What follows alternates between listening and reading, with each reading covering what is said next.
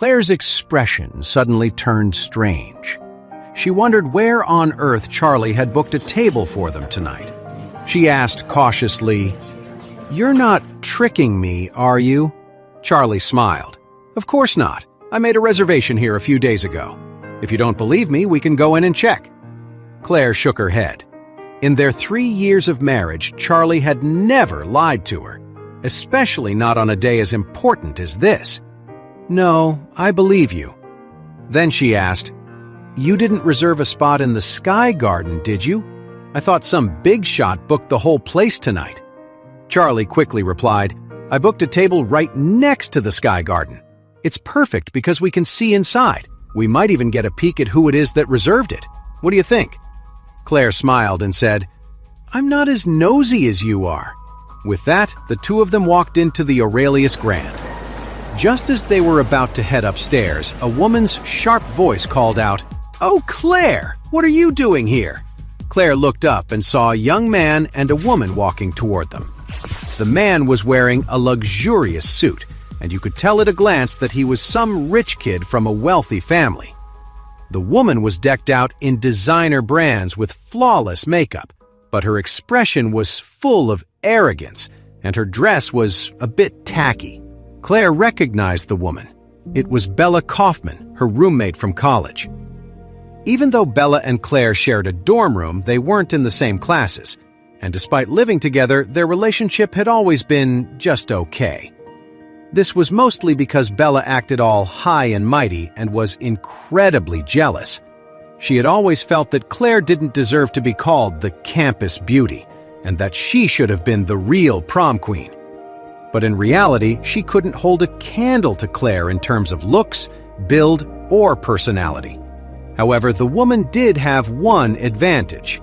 She was especially good at getting men to fall for her. Rumor had it she dated a string of rich guys back then. Apparently, they were the ones who paid for all her expenses during her 4 years of college. Claire frowned. But since they were old classmates, she had to be polite. As they got closer, she forced a smile and said, "Bella, long time no see.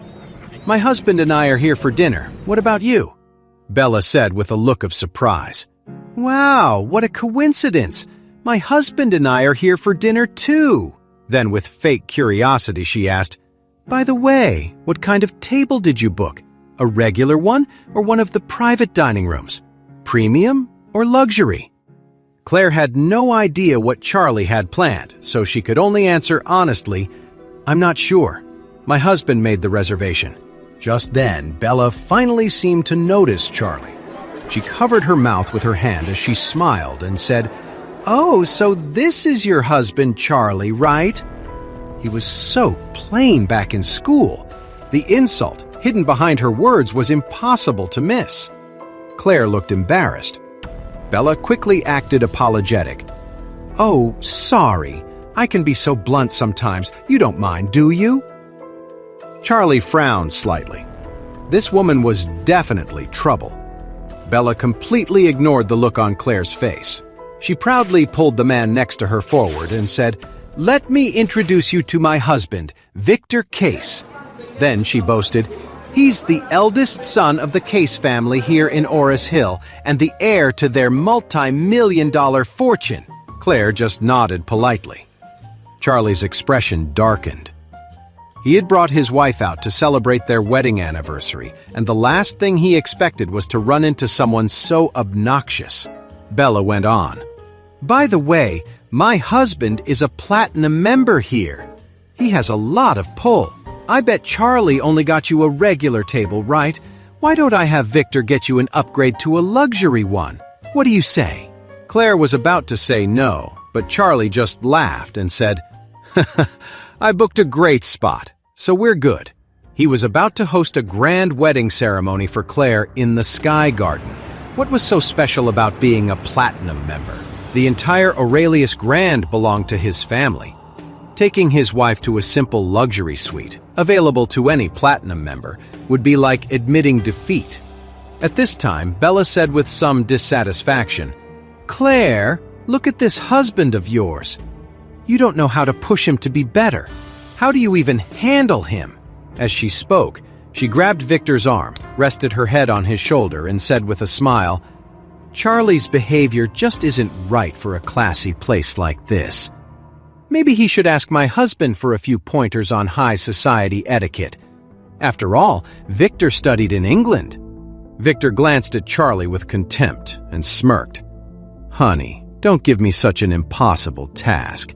Mr. Charlie is so set in his ways. Trying to teach him high society etiquette? I'm afraid that would be a waste of time." Bella Kaufman nodded, sighed, and said to Claire, "Honestly, if I were you, I'd divorce him. You're just wasting your life being married to a poor guy like Charlie. You deserve so much better." Bella said it all so bluntly, without any concern for Claire's feelings. Claire couldn't take it anymore. She said coldly, "Bella, what's that supposed to mean?" "You have no right to talk about my husband like that." Bella covered her mouth and smiled. "Oh, don't act so high and mighty. You looked down on me all through college. You thought you were so special, the campus queen, just because your family had a little money?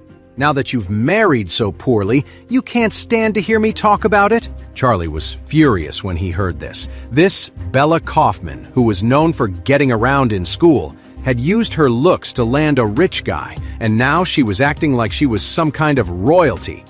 How dare she laugh at his wife? She was really asking for it. A surge of anger rose in Charlie's chest. He pulled out his phone and sent a text message to Isaac, the manager of the Aurelius Grand. "Send me everything you have on Bella Kaufman, Victor Case's wife. I need it in 3 minutes." When Bella saw Charlie just looking down at his phone without saying a word, she laughed even harder. "Look at your husband, Claire. I'm making fun of you, and he doesn't even have the guts to say anything back." Just then, Charlie's phone buzzed with a text from Isaac. "Sir, I've sent you the information on Bella Kaufman." Charlie read the long text message, then looked up at Bella and her husband, Victor. A small smile played on his lips as he asked, "I just got some interesting information. Would you two like to hear it?" Bella frowned and asked, "What information?" Charlie said loudly, "Bella Kaufman, female, age 26, graduate of Oris Hill University.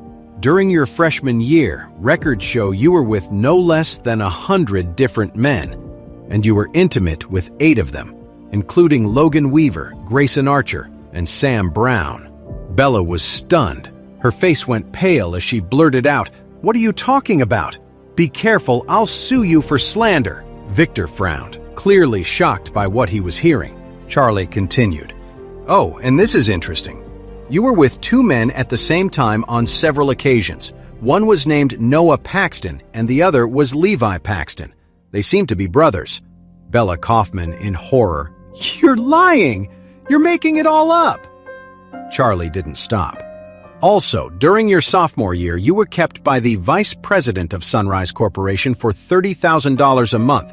The relationship lasted for 3 years, with more than one health issue along the way. Your last visit to the Oris Hill Women's and Children's Hospital was particularly serious, and the doctor said it might affect your chances of having children in the future." He then turned to Victor and asked curiously, "Mr. Case, if I'm not mistaken, you don't have any children yet, do you?" Victor's expression turned ugly. He glared at Bella and demanded, "What is he talking about?" Sweat poured down Bella's face as she said in a panic, "Victor, don't listen to him. He's just making things up. I gave myself to you for the first time. You know that." Charlie just smiled. "Don't worry, there's more. It gets even better." Bella frantically grabbed Victor's arm, trying to pull him away. "Stop talking! Honey, let's go! We're going to be late for dinner!" Victor stood his ground, his eyes fixed on Charlie. "What else?" Charlie smiled. "Listen closely. After graduating from college, Bella had extensive plastic surgery at a cosmetic clinic.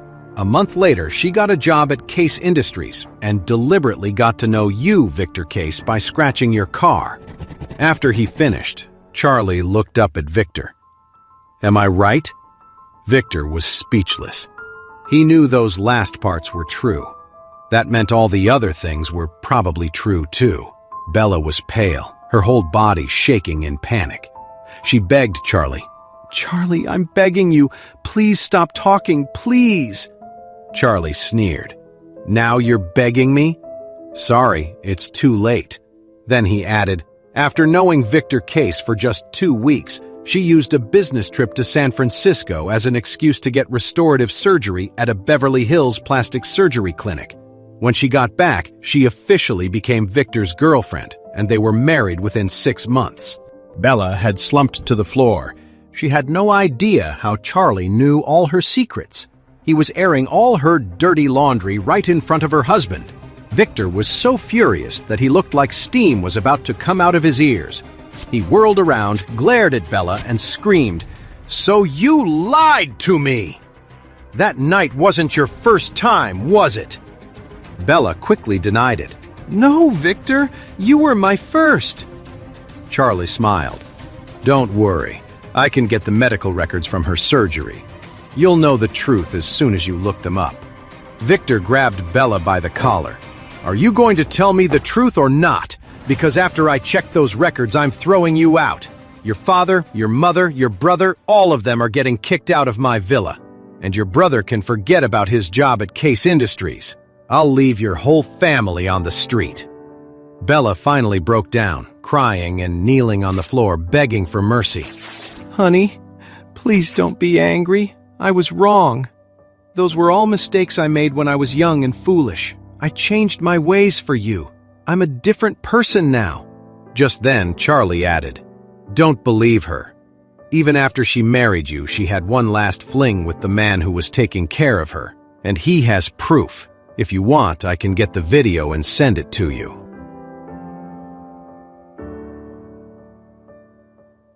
To know more, listen to the audio series Heir in Hiding, only on the Pocket FM app.